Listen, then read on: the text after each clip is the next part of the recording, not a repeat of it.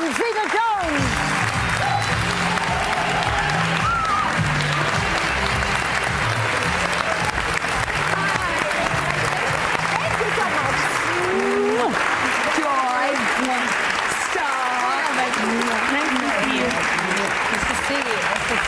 Thank you. Thank you very much. How do you do that? Oh, well, in a corset, 2 petticoats, and a dress. Not as easy as it looks, but doesn't look easy anyway. a lot of rehearsals and just trying to get it up to speed so that it looks like you can actually do it. So welcome, my dear. Lovely to I see don't know you. whether everybody, we know, we celebrate our birthdays together. Happy belated Happy birthday. belated. One of the few times we went together on our birthdays. Happy know. birthday. Michael has the same birthday. Catherine and I were all born the same day. Different Not years. yeah. But you brought your adorable children for us. My to little see. Dylan, peanuts. I'm 5. And Karis is 2. How do you balance? You have to go away on set. You have to go to rehearsals. It's I hard. agree with you. It's it is a constant battle. I mean, I hate to use the word. People say to me, "How do you juggle?" It's like, how can you put your kids in the whole juggling game? But yes, there's certain times when for example, doing Zorro, I couldn't have them down with me because I was doing so many night shoots and try keeping these quiet, when you have to sleep in the day to do night shoots and it's tough. I mean, the one thing about my job is that I have a trailer on the set or a dressing room and I can physically have them hanging around with me as opposed to being in a 9-to-5 job where I know I can't take them in the office and when I don't work I'm off, so it's a little easier than it doesn't go on and on. It doesn't go on and on and on and on. It does stop at some point. But I had a webcam in Zorro, so when they weren't with me, they were with Michael. We rented a place in LA. I could see them, live. But they were also with Michael. Yes. Daddy was home. We if I'm working, Michael doesn't work, and vice versa. We try and at least do that. Yeah, and then now and then you get to see Michael. Yeah. Then when they bored with me, they get to see Michael. Also, that you've been very busy because this weekend I was watching you on Saturday Night Live, and you were wonderful. You were dancing away. People forget what a great dancer. But remember Chicago. But you also played a reporter who was out in the field and didn't have the luxury of looking good. Look at what you look like. That is not the gorgeous Catherine Zeta-Jones. Yeah, according to Joy's theory, she can run for president. Perfect. She's perfect. You never really look like that, do you? Oh, well, I mean, usually the teeth aren't all out, but no, it was so much fun. And with it being the live show, I mean, you guys know what it's like. You do it, live all the time. But having the changes and sticking the unibrow on, putting the gum shield in with the teeth in. I mean, how I didn't have a nervous breakdown on national television, I have no. You can relax with us. I know, yeah. But you said that you do worry about how you look when you step on a movie set, right? Oh, sure. I mean, just being, the actress. I mean, usually if you walk down a red carpet, you have like 20 people from different magazines critiquing you. What she wore, was it, faux pas or whatever, and it gets a bit. I think it gets kind of. For example, the Oscars, I'm more nervous walking down the red carpet because of somebody saying how awful you look or whatever. The next day. The actual thing is about, your peers and people being applauded for their body of work. I think people make far too much of the whole glamour thing in our industry. So let's talk movie for a minute, because I saw Zorro and Did you enjoy it? It's an old-fashioned swashbuckler, and that's what I like. Romantic, sexy. Now it picks up from the original, where Elena is now 10 years later. You all have a 10-year-old son. Yeah. And of course you know Zorro's Antonio Banderas. I just like to say the name. Antonio Banderas. And they are having this problem in their marriage because he's not able to balance. Even Zorro gets the blues, I mean, they're a little rough around the edge, and there's a little tension in there.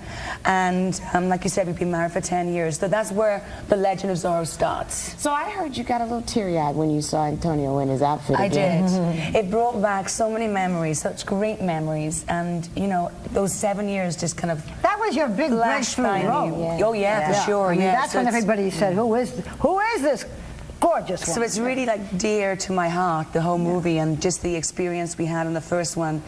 And it was the biggest deja vu, just to be transported back in Mexico, seeing Antonio. And you met your husband when you were promoting the first movie. My husband tracked me down after seeing me. In the corset. My bosom heaving in a corset, wielding a sword. You can do Antonio, can't you? Antonio You can do Banderas. Antonio Banderas. Oh no, he's like, Caterina, no, I'm never doing another story. My back is killing me. My knees, my knees, Caterina, I cannot do another one. And I'm like, you know what? If you're crazy enough to do all of your stunts from swinging, well, you know, I have no sympathy for your bad back and your But it's great fun to watch, and one of these days we'll have Antonio Banderas doing his impersonation of Catherine Zeta-Jones. Catherine Zeta-Jones is not going to leave us. She's going to stay with us, and we have many more questions when we come back. Tomorrow. They are so sexy together. That was a clip from The Legend of Zorro. We're back with Catherine Zeta-Jones. So now... He speaks so fast. And doesn't For a second, I mean, so many times I used to crack up because I try and keep up with his pace with my Spanish accent. But you have to have a Spanish accent. Yes. Do people yes. think you speak Spanish? After the first one, they did. Yeah. Yeah, I walked down the red carpet once, and all the Spanish outlet crews, you know, were like, "Hola, cómo estás?" I'm going. I just said gracias. They could have been telling me anything. I'm like, gracias, gracias, sí, gracias. I don't know how to say it, but almost happy anniversary, almost 5th happy anniversary. You and 5 Michael, years, 5 years, yeah. Absolutely. No, I can't believe it. But I hear that you actually left Michael Douglas hanging for 9 months before you even let him kiss you while you were dating. Is that true? Yes, it is. How come? Good Welsh girl. I'm sure he thought I was a man in drag. Because at some point he was like, something's a little off here. Well, he was shooting a movie on the East Coast. I was on the West Coast making a movie, and I thought, well, you know, dinners, chit chat on the phone. We're gonna get it on big time, and then he says, bye-bye, see ya. That was great. So I thought, once, until we had the chance to really, you know, hang out, and we thought that this was something that we were gonna, you know, give a try. And now I heard that you speak to him 17 times a day. What are you talking about? I talk about the kids and what he, you know, talk about, you know what it's like. You just sometimes I have no idea what I talk to him about, but he still listens. Well, you said that the secret to a good marriage is that for a man and woman to have their own bathrooms, right? So, and I happen to agree with that. I think that makes a big difference. Is that what holds your marriage together? One of the things. I wouldn't put it all on that. But no, I think that one, I don't want him to see how messy I am anyway. You know, so it's like, yeah, certain things should be private. Exactly. I guess there are a few other things that hold you together. We're good friends. Yeah. And we could take care of each other. And you understand each other's lives. Yeah. The fact that you talk so much on the phone is a good sign. And we hang out a lot, good. you know, Yeah, and that's we're kind to each other. We spend so many times in our business being kind and polite to total strangers that sometimes you forget, you know, the person you love most and who's closest to you. You forget to be kind. That's true. Good advice. Taking them for granted. You have an apartment here in New York. I know. I've been with the pool table.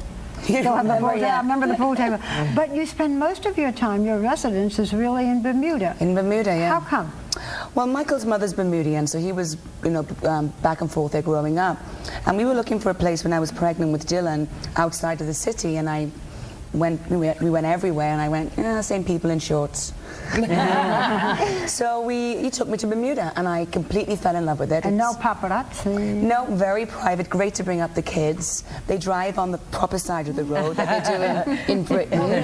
Go into the pubs, and there's the English Queen up there, so I feel very much at home. It's so wonderfully obvious that they're the center of your world. I love that. Does Michael, does he treat them differently, boy and girl? I mean, does he treat Karis like a he little actually princess? treats them both the same, to my horror. You know, he throws them around and, you know, has them climbing on the climbing frame to give me a heart attack. Oh, he does. But Does it go easy I on said to Karis? him, he has no idea what's in store with Karis. Oh, yeah. He has no idea. when she's a baby I girl. can see the teenager in her, and she's 2.5. It terrifies me because I remember the way I was. And he's so blind and oblivious to it all.